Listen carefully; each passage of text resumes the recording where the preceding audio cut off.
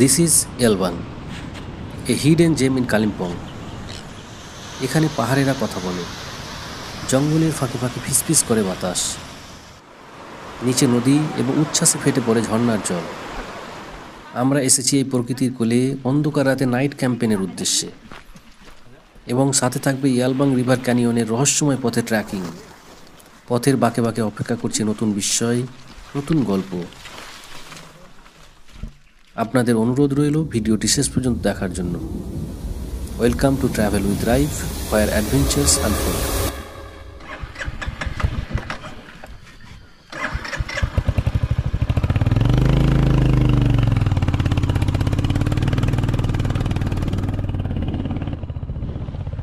অনেক দিনের স্বপ্ন ছিল কোথাও নাইট ক্যাম্পিং করার। অনেকের মুখে শুনেছি ইয়ালবাং রিভার ক্যানিয়নের ট্রেকিংয়ের কথা, সাথে রাতের ক্যাম্পিং, বনফায়ারের গল্প। তাই সেই স্বপ্ন বাস্তবে রূপ দিতে আমরা চারজন পৌঁছে গেছি সুদূর মুর্শিদাবাদ থেকে পশ্চিমবঙ্গের কালিম্পং জেলার ইয়ালবাং নামক গ্রামে, প্রায় 346 কিলোমিটারের পথ অতিক্রম করে।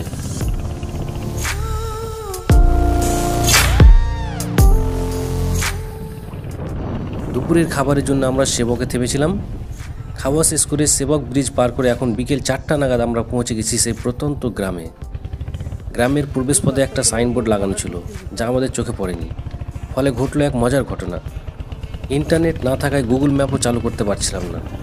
যার সঙ্গে কথা বলে এই ট্রিপ প্ল্যান করেছিলাম, ওনার নাম ফ্রান্সিস রয়। ওনাকে ফোন করে বললাম রাস্তা চিনতে পারছি না। তিনি জানতে চাইলেন আশেপাশে কী দেখতে পাচ্ছ। আমরা বললাম শুধু পাহাড়, পাহাড় আর পাহাড়। তিনি বুঝতে পারছেন না আমরা আসলে সামনের দিকে এগিয়ে গেছি নাকি ভুল করে পেছনে চলে এসেছি। মহাবিপদ। শেষমেশ একটা চলন্ত গাড়িকে থামিয়ে ড্রাইভারকে জিজ্ঞেস করতে তিনি আমাদের সঠিক রাস্তা দেখিয়ে দিলেন। আমরা আসলে কিছুটা উপরে উঠে গিয়েছিলাম।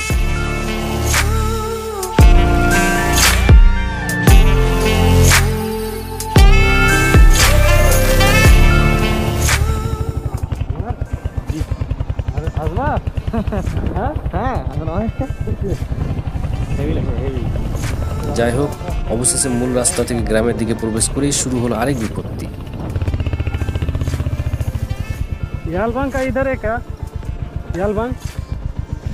রাস্তার অবস্থা ভয়াবহ। ঢালাই রোড নয়, এবড়ো খেবড়ো কাঁচা রাস্তা। তার উপর আগের দিনেই এখানে বৃষ্টি হয়েছে, ফলে জায়গায় জায়গায় কাদা পানি জমে রাস্তা আরও বিপজ্জনক হয়ে উঠেছে। রয়্যাল এনফিল্ড কোনো রকমই চলছে, কিন্তু সাধারণ বাইকের জন্য এই পথ একেবারে অনুপযোগী। Nature of Yelbong homestay, way to river canyon. এখান থেকে আমাদের বাম দিকে যেতে হবে। পেছনেই আমাদের সঙ্গে দেখা হয়েছে ফ্রান্সিস রায়ের। উনি এখানকার স্থানীয় বাসিন্দা এবং ওনাদের দুটি হোমস্টে রয়েছে। যারা নাইট ক্যাম্পেন করতে চান না তারা সেখানে থাকতে পারেন। পাশের ভিডিওতে দেখতে পাচ্ছেন এটি একটি হোমস্টে, এবং তিনি আমাদের পথ চিনিয়ে দিয়ে বললেন বাইক নিয়ে আরও নিচে নেমে যান, সেখানে আমাদের আরেকটি হোমস্টে আছে।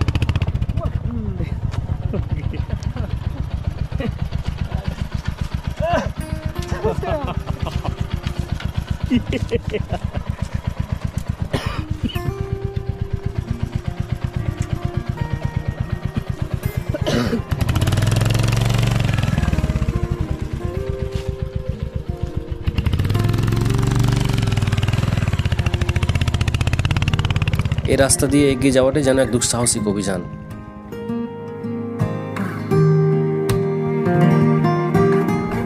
ওই সামনের জন আজকের আমাদের গাইড। चिकन हम लोग के लिए लाएगा, और भी कोई है क्या कि हम लोग चार ही बस? हाँ, हम लोग ही है। कितना चिकन बारबेक्यू का लिया है? वो इसमें तो बोला था।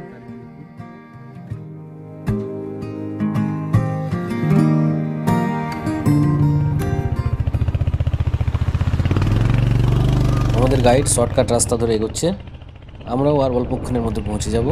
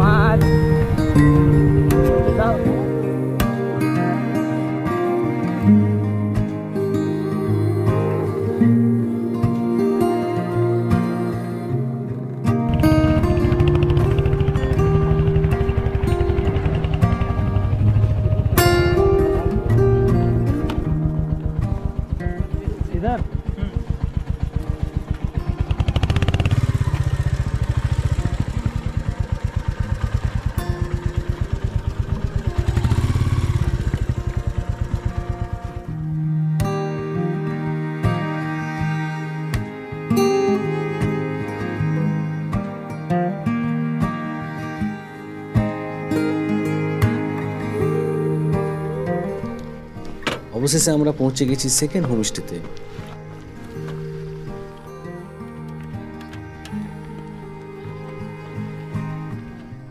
চারপাশটা দেখুন একবার, মনমুগ্ধকর প্রাকৃতিক সৌন্দর্য, সবুজে মোড়া পাহাড়, নির্মল হাওয়া আর বিশুদ্ধ অক্সিজেনে ভরপুর।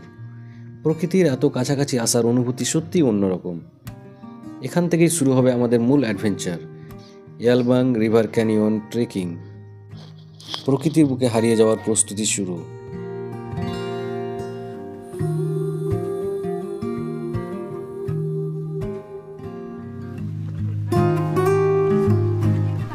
আমাদের ঠান্ডা পানি দিয়ে স্বাগত জানানো হলো।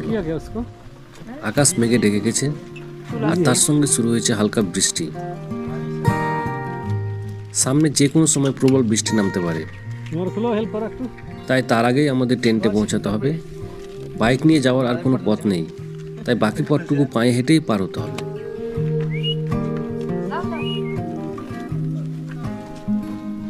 সঙ্গে নিতে হবে কেবল জরুরি জিনিসপত্র এবং বাকি সমস্ত কিছু রেখে দিতে হবে এখানেই।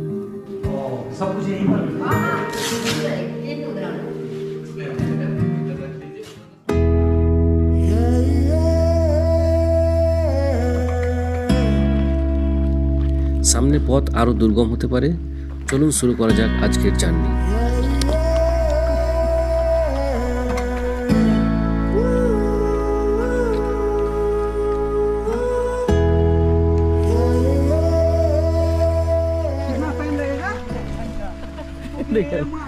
পাহাড়ি পথে হাঁটতে হাঁটতে বেশ কিছুটা পথ পেরিয়ে এসেছি, কিন্তু গন্তব্য এখনো দূরে। আমাদের আরও অন্তত 1 ঘন্টা হাঁটতে হবে নিচের দিকে, যেখানে রামতি নদী আপন ছন্দে বয়ে চলেছে। এই বাড়িটা দেখতে পাচ্ছেন, এটাই এই পথের শেষ বাড়ি। এরপর আর কোনো বাড়ি নেই। শুনে অবাক হলাম, এই ছোট্ট গ্রামটায় মাত্র 15 থেকে 20টি পরিবারে বসবাস করে। পাহাড়ের কোলে এভাবে নির্জন পরিবেশে তাদের জীবন কেমন কাটে ভাবতে ভাবতে এগিয়ে চললাম আমি সামনের দিকে।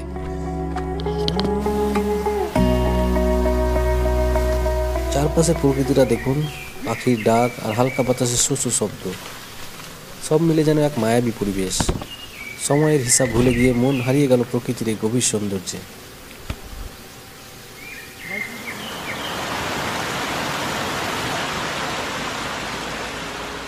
নিঃসঙ্গ পথ ধরে হাঁটছি আমরা। এখানে কোনো মোবাইল নেটওয়ার্ক নেই, ইন্টারনেটে তো প্রশ্নই আসে না। একটা সাধারণ ফোন কল করাও অসম্ভব। যেন আধুনিকতার সব স্পন্দন পেছনে ফেলে ঢুকে পড়েছে এক অন্য জগতে। এই নির্জনতার মধ্যে এক অদ্ভুত প্রশান্তি। চারপাশে প্রকৃতির খোলা বই, তার প্রতিটি পাতায় লেখা রয়েছে অনন্ত রহস্য।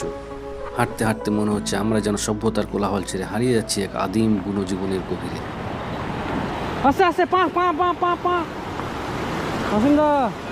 পা মুচকে যাবে সাবধানে।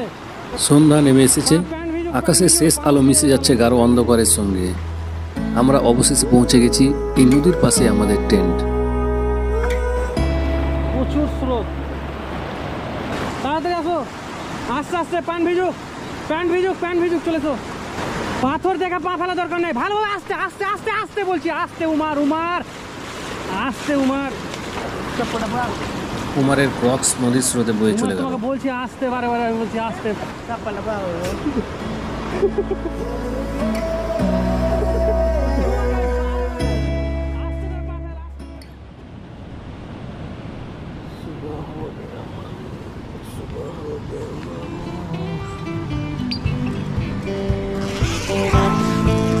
সকাল হয়ে গেছে।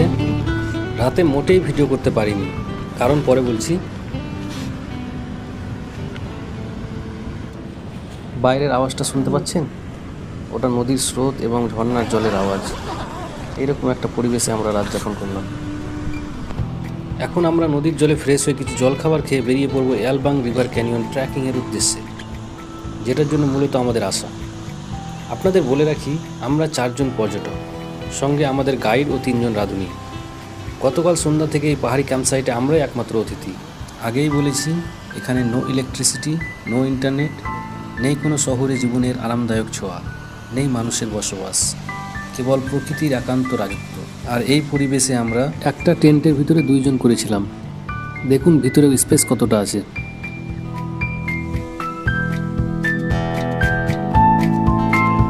সকালের নরম বাতাস গায়ে মেখে আমরা বেরিয়ে পড়লাম ইয়ালবাং ক্যানিয়নের রহস্য উন্মোচনে। সাথে নিয়েছি প্রয়োজনীয় ইকুইপমেন্ট আর মাথায় সেফটির জন্য পরে নিয়েছি শক্তপোক্ত হেলমেট। সামনে অপেক্ষা করছে পাথুরে পথ, গর্জনরত জলধারা আর প্রকৃতির এক অজানা অধ্যায়। আমরা প্রস্তুত সেই সব গল্পের সাক্ষী হতে।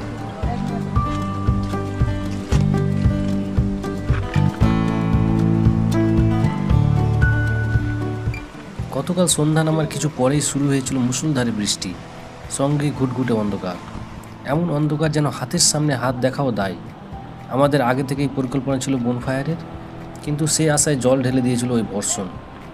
সমস্যার ওখানেই শেষ নয়। পাহাড়ি জঙ্গলে বর্ষাকালে এক ভয়ঙ্কর আতঙ্কের নাম জোক তথা লিচ। ছোট ছোট লিচ মাটির নিচে লুকিয়ে থাকে, ক্যামেরা ঠিক আছে, সুযোগ পেলে চুপিসারে পায়ে উঠে রক্ত চুষে খায়। কোনো সময় টের পাওয়া যায়, কোনো সময় আবার কিছুই বোঝা যায় না। গত রাতে অন্ধকারে এমন হতে লেগেছিল যে কিছু টাচ করলে যোগ ভেবে হাত পা শিহরিত হয়ে উঠছিল। মোবাইলে টর্চ জ্বালিয়ে দেখতে হচ্ছিল কিছু আছে কিনা। এখন দিনের বেলায় যদিও সেরকম কিছু মনে হচ্ছে না, আর ওইসবের কারণেই আমাদের রাতের বেলায় টেন্টের ভিতর বন্দি হয়ে থাকা ছাড়া কোনো উপায় ছিল না। কিন্তু টেন্টের অবস্থা তখন আরও করুণ। বাইরে বৃষ্টি এবং জোকের ভয়, এবং ভেতরে প্রচণ্ড গরম, একটুও বাতাস ঢুকছে না, কারণ পুরো টেন্ট বৃষ্টির জন্য প্লাস্টিকের কভার দিয়ে ঢাকা ছিল। ঘাম ঝরিয়ে একাকার অবস্থা। এর মাঝে আমরা 2 বার বের হয়েছিলাম টেন্ট থেকে।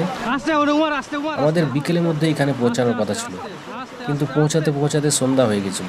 ফলে দুপুরের জন্য রাখা লাঞ্চ আমরা সন্ধ্যায় এসে খেয়ে এনেছিলাম। রাতে বারবিকিউ করার ইচ্ছে ছিল, কিন্তু বের হওয়ার সাহস ছিল না। তাই রাঁধুনিরা নিজেরাই মুরগি ভেজে আমাদের ডেকে দিয়েছিলেন। তখন একবার বেরিয়েছিলাম।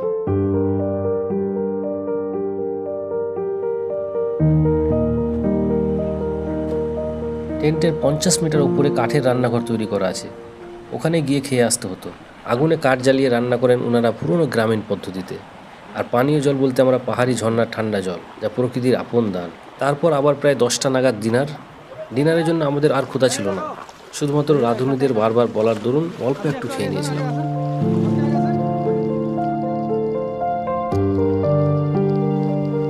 রাত তখন প্রায় 12টা পেরিয়ে গেছিল। তারপর ধীরে ধীরে টেন্টের ভিতর ঠান্ডা পড়তে শুরু করেছিল। বাইরে বৃষ্টির ফোঁটা ঝমঝম করে টেন্টের ওপর পড়ছিল। মনে হচ্ছিল যেন শরীরের ওপরেই পড়ছে, কিন্তু শরীর ভিজছে না। এ যেন এক আলাদাই অনুভূতি। একদম পাশে ঝর্ণার গর্জন বৃষ্টির শব্দের সঙ্গে মিশে এক অন্যরকম আবহ তৈরি করছিল। কষ্ট, ক্লান্তি, ভয় এসবের মাঝেও যেন এক অন্যরকম আনন্দের ছোঁয়া ছিল। এসব ভাবতে ভাবতে কখন যে ঘুম এসে গিয়েছিল টের পাইনি। আর এখন সকাল হয়ে গেছে। আমরা এগিয়ে চলেছি সামনের পথে। পাশে বয়ে চলছে রুমতি নদী। তুমি পা আস্তে আস্তে ফেলো, পা মুচকায় না, মুচকায় দেন, হাত দেন।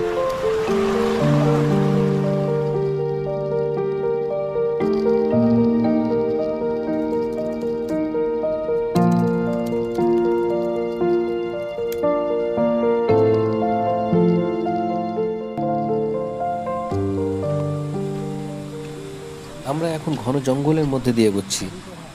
গত রাতের বৃষ্টির জন্য গাছের পাতা স্যাঁতসেঁতে হয়ে আছে।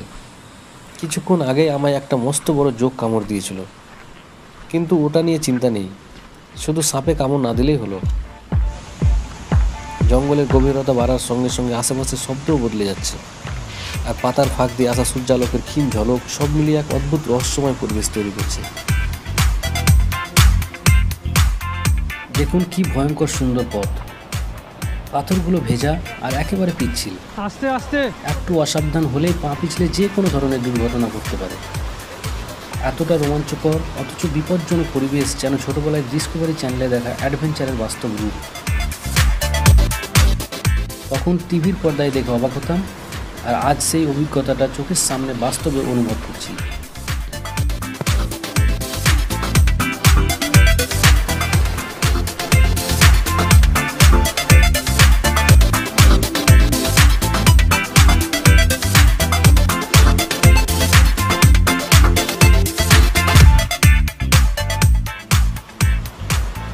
এতক্ষণ পর্যন্ত চলার মতো একটা পথ ছিল, কিন্তু এবার সেটাও নেই।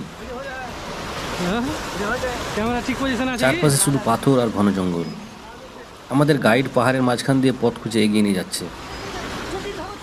প্রত্যেকটা পদক্ষেপেই সতর্ক থাকতে হচ্ছে। কারণ ভুল করলে পা হড়কে পড়ে যাওয়ার সম্ভাবনা।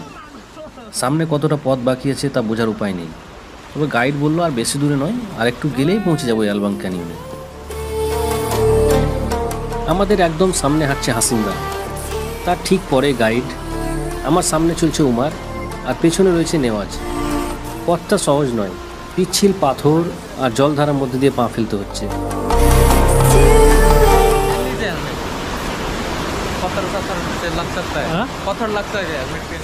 আপনারা যদি কখনো এখানে ট্রেকিং করতে আসেন তাহলে অবশ্যই রাবার বা প্লাস্টিকের ক্লগ স্যান্ডেল, বিশেষ করে ক্রক্সের মতো কিছু সঙ্গে আনবেন। এই দুটো আমার এবং গাইডের ক্লগ স্যান্ডেল। এখানে ট্রেকিং করতে হলে সঠিক জুতো থাকাটা যে কতটা জরুরি সেটা এখন হাড়ে হাড়ে টের পাচ্ছি।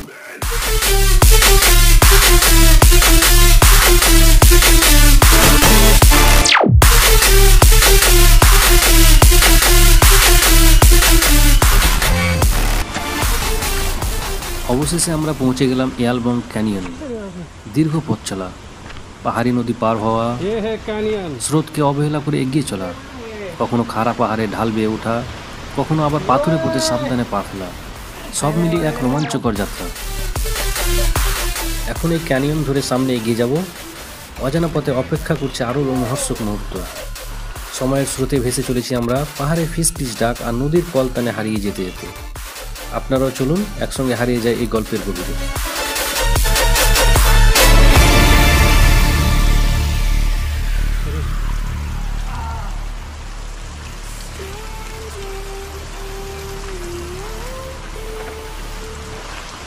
यहाँ पर जोक वोक नहीं है तो ना, इधर इधर पे इतना है, उधर उधर बड़ा है।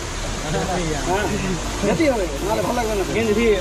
हां सब बीच में क्या मार बोले ना बिया गोल से कर लो कैमरा बोल। ওই সামনের কিছুটা পথ নাকি আমাদের সাঁতরে পার হতে হয়। कैमरा कोई कर पकड़ हो गई बस इधर ये ना अपने हाथ में बोल अपनी बात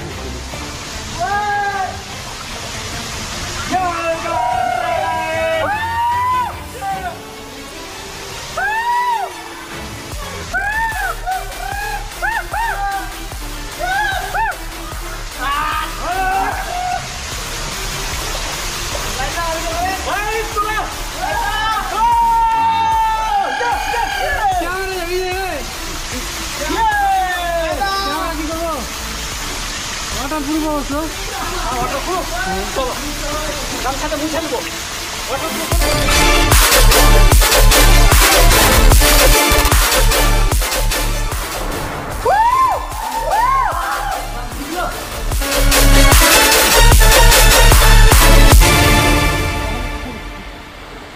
দুই দিকে উঁচু পাহাড়, তারই মাঝখান দিয়ে সরু পথ।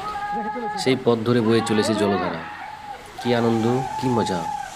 এখানে না এলে, এই প্রকৃতির মাঝে নিজেকে না ভাসালে সে অনুভূতি বোঝা যাবে না।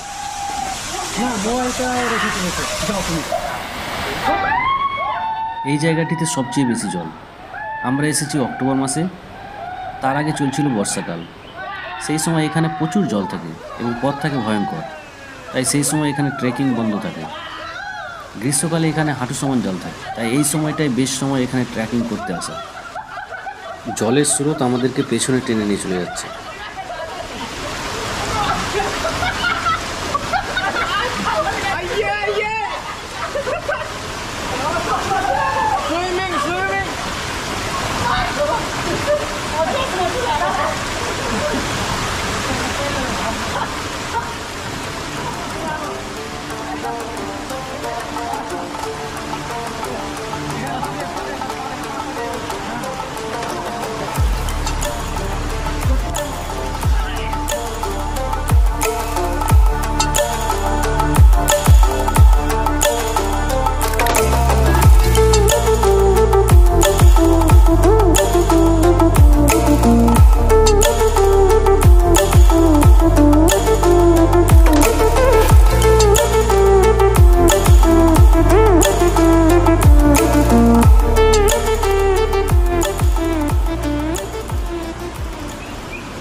আমি একজন ভ্রমণ পিপাসু মানুষ, আর সে কারণেই এর আগে আমি বহু জায়গায় ঘুরে বেরিয়েছি। প্রতিটি ভ্রমণেই আমাকে নতুন অভিজ্ঞতা আর আনন্দের স্বাদ দিয়েছে। তবে এবারের অভিজ্ঞতাটা যেন একেবারেই অন্যরকম, যেন প্রকৃতির গভীরে ডুবে গিয়েছি আমরা। মনে হচ্ছে যেন সভ্যতা থেকে বহু দূরে প্রকৃতির অকৃত্রিম সান্নিধ্যে চলে এসেছি। যদিও প্রতিটি জার্নির আলাদা আলাদা বৈচিত্র্য থাকে, তাই তুলনা করাটাই বোকামি। তবু এই ভ্রমণের স্বাদটাই আলাদা।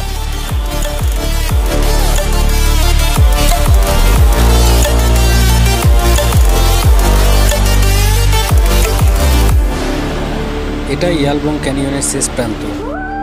সুন্দর একটি ঝর্ণা দিয়ে শেষ হয়েছে। সার্থক আমাদের এই ট্রিপ।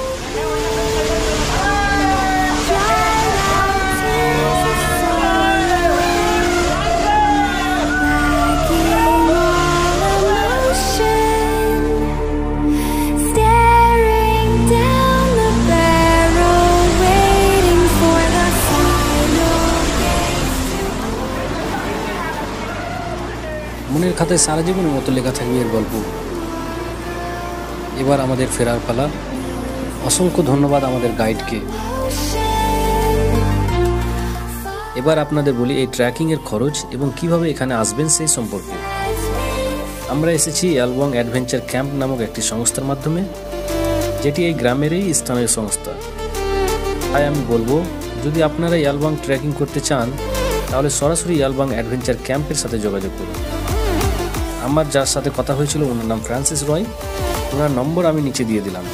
এছাড়াও চাইলে তাদের ওয়েবসাইটও ভিজিট করতে পারেন, www.yalbangadventure.com।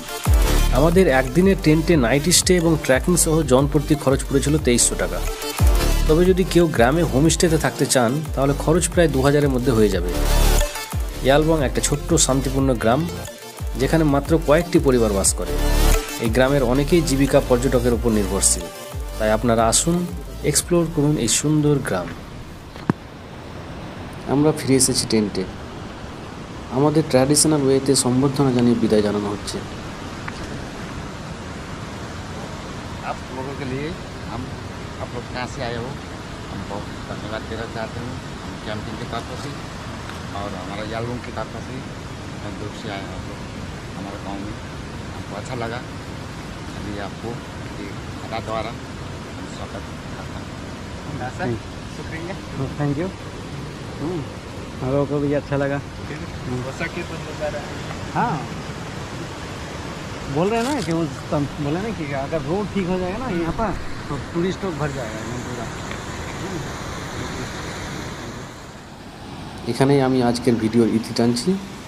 আবার দেখা হবে অন্য কোথাও নতুন কোনো ভিডিও নিয়ে। সকলে ভালো থাকুন, সুস্থ থাকুন।